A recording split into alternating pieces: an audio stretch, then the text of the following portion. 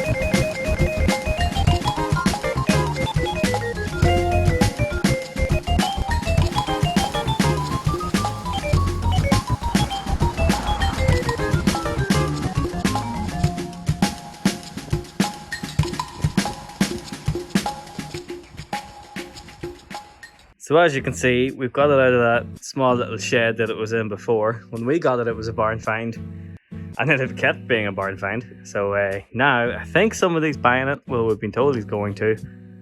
We'll soon see. But yeah, we're under the impression it's sold, so we thought we'd take it out and show the world what a proper barn find looks like. As you can see by the mess that our garage is in right now, it's not normally this bad, but it has everything it needs. So just realizing this seems like a for sale ad. It's not, we're just showing you it.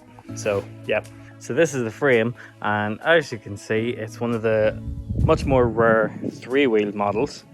The ones in games like Forza and stuff, they're all the four-wheeled model, but in the UK and Ireland, the three-wheeler one was a bit more popular because you didn't need a car license to drive them. You could drive it on a motorbike license, well, trike. So kind of a loophole, which is why a lot of people had them back in the day. Really all it needs probably is blasted and painted, because it's really solid. There's just surface rust on it. Motorbike engine at the back, BMW, of course. I think it's a 300 or it's not 600. 600 would be way too big. I think it's a 300. So yeah, the engine's at the back, which makes it one of the more safe three-wheelers, because obviously if the third wheel is at the back, you have two wheels at the front for stability, so it won't kipe over. So smart thinking, unlike that thing, which is one wheel at the front, which is just a death trap. As you can see, I'm not a big man by any stretch of the imagination. I'm like 5'7", I think, which is quite small, and even compared to me, this thing is small. Now, I won't lie and say that it's in great shape, it's been preserved. It's not. I mean, it's the top, rock solid. This is all just surface, but as you can see, it's got Mercedes fintail syndrome. The floor is not really connected, which is top notch. So your main seat would have went here, which I believe the frame, yep, there's the frame from the seat. Again, that's the size of my foot. I don't have big feet. So yeah, the one seat would have been there. And then your gear stick was here, which is kind of weird actually. The iconic part of the bubble car though, of course, is the door, because on the door mounts your steering wheel. And again, a very dinky wee steering wheel. And the dashboard, if you can call it that, mounted to the steering wheel. So when you open the door, the steering wheel came out with the door to help you get in and out, which is really cool. I don't think I've ever seen that in anything since. The only thing cooler than that probably is the Messerschmitt, which has a big glass canopy that opens, but still pretty cool.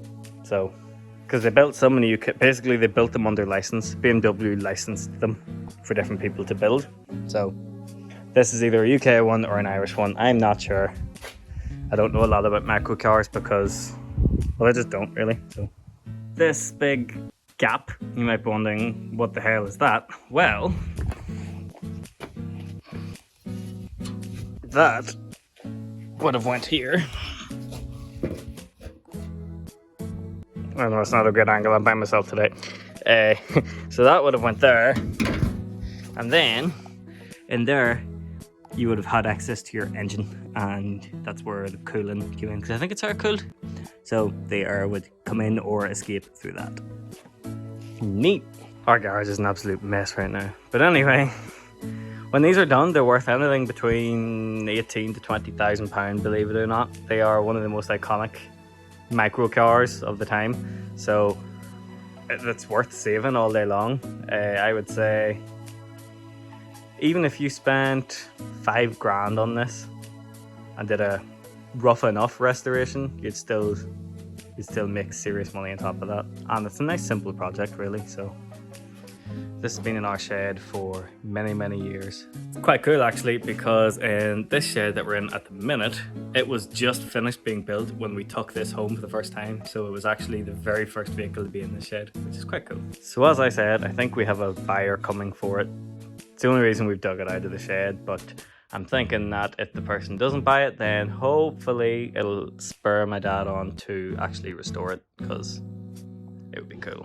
So yeah, that's just a quick video, but I just thought it'd be cool to show you the Isetta bubble car, because there's not very many of them around really, especially not over here. So as ever, thanks for watching. Be sure to check me out on Instagram, Tomo Patterson, and 47 Motorsports, and give us a like and subscribe, because we're going to be doing a lot more videos. So thanks for watching, and see you later. Good luck.